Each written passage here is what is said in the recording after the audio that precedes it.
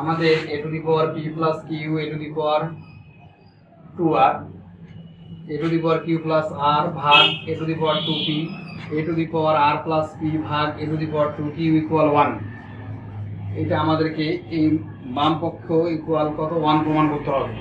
তারপর দেখো এখানে একইভাবে x two the power a x two the power b 1/ab, একইভাবে bc 1/bc ca 1/ca equal 1। এটাও আমাদের 1 প্রমাণ করতে হবে। ওকে, তো এটা আমরা প্রমাণ করার জন্য প্রথমে আমরা কি করব, এটাতে লেফট হ্যান্ড সাইড নিয়ে নিই। লেফট হ্যান্ড সাইড আমাদের a to the power p plus কত q ভাগ a টু দি পাওয়ার কত 2r গুণন a to the power q plus r ভাগ হলো a টু দি পাওয়ার কত 2p গুণন a to the power r plus p ভাগ হলো a টু দি পাওয়ার কত 2q। আচ্ছা, এখন আমরা সূচকীয় ধর্ম অনুযায়ী জানি যে এইটা a আর এইটা a, দুইটা a থেকে যদি আমরা একটা a কমন নেই তাহলে উপরের পাওয়ার মাইনাস হবে নিচের পাওয়ার। একইভাবে আমরা যদি দুইটা a থেকে একটা a নেই তাহলে এখানে হবে q প্লাস r মাইনাস হবে 2p। একই কাজ আমরা এখানে করব r প্লাস p মাইনাস হবে 2q, অর্থাৎ নিচের পাওয়ারগুলোকে আমরা উপরে তুলে দিলাম, কি হয়ে গেল মাইনাস হয়ে গেল। আচ্ছা, এখন দেখো এখানে একটা a, এইখানে a, এখানে a, তিনটা a থেকে আমরা এবার একটা a নিব আর উপরের সমস্ত পাওয়ারগুলো কি হয়ে যাবে যোগ হয়ে যাবে। উপরের পাওয়ারগুলো যদি আমাদের যোগ হয় তাহলে p প্লাস কিউ মাইনাস হবে 2r plus Q plus r minus কত হবে 2p প্লাস এখানে হবে r প্লাস কত p মাইনাস 2q।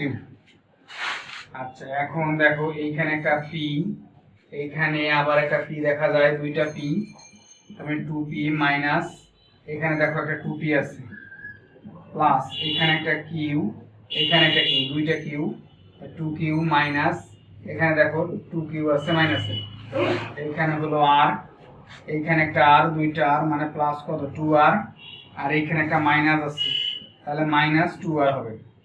তাহলে আমাদের প্লাস মাইনাস এগুলো কেটে যায়, তাহলে a to the power 0, a to the power 0 মানে কি 1।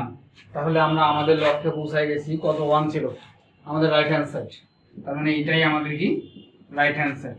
অতএব লেফট সাইড সমান কি রাইট সাইড প্রুফ হয়ে গেল। তাহলে এইটা যেভাবে করলাম একইভাবে আমরা কিন্তু এটাও করব। দেখো এখানে আমরা লেফট হ্যান্ড সাইড নিলাম x two the power a ভাগ x two the power b, এর উপরে পাওয়ার আছে 1 কত ab গুণন এখানে x টু দি পাওয়ার কত b ভাগ x two the power c 1 কত bc গুণন x two the power c x two the power a, এর উপর আছে 1 কত c। এটা আমরা প্রুফ করব কত, এটা আমরা 1 প্রুফ করব। তাহলে স্টুডেন্ট দেখো a দিয়ে যদি 1/ab কে গুণ করি তাহলে আমাদের a আর a কেটে যায়, তাহলে থাকে কত x two the power 1/b, আর এটা দিয়ে যদি এটাকে গুণ করি তাহলে এই পাওয়ারটা গুণ করলে b কেটে যাবে x two the power 1/a গুণন এখানে খেয়াল করো b দিয়ে যদি 1/bc কে গুণ করি তাহলে এটা হবে x টু দি পাওয়ার 1 কত c, আর এটা দিয়ে x two the power c দিয়ে যদি এটাকে গুণ করি তাহলে c কেটে যাবে 1 কত হবে b গুণন একই কাজ যদি আমরা এখানে করি x টু দি পাওয়ার এটা দিয়ে যদি এটাকে গুণ করি তাহলে 1/a হবে আর এটা হবে x two the power 1/c। দেখো আমরা খুব সহজেই কিন্তু আমরা করে ফেললাম। তাহলে এইটা আর এটা কেটে যায়, এইটা আর এটা কেটে যায়, এইটা আর এটা কেটে যায়, তার মানে 1/1 অর্থাৎ 1। এটা কিন্তু রাইট হ্যান্ড সাইড। এটা কিন্তু আমরা খুব সহজ একটা প্রক্রিয়া করে ফেললাম।